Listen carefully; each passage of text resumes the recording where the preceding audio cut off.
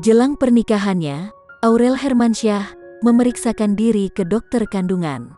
Aurel Hermansyah ditemani ibundanya, Ashanti, untuk mengecek kondisi rahimnya. Dari hasil pemeriksaan dokter, Aurel Hermansyah punya kista di rahimnya.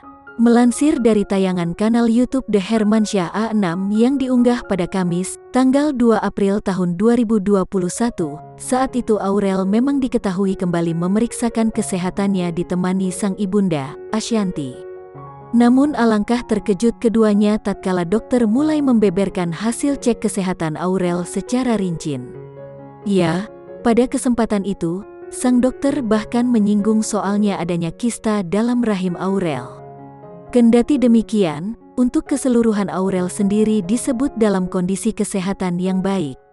Karena ada kistanya, kita cek tumor marker itu bagus, enggak ada masalah. Vitamin C juga cukup, ini bagus sih semuanya, ungkap dokter.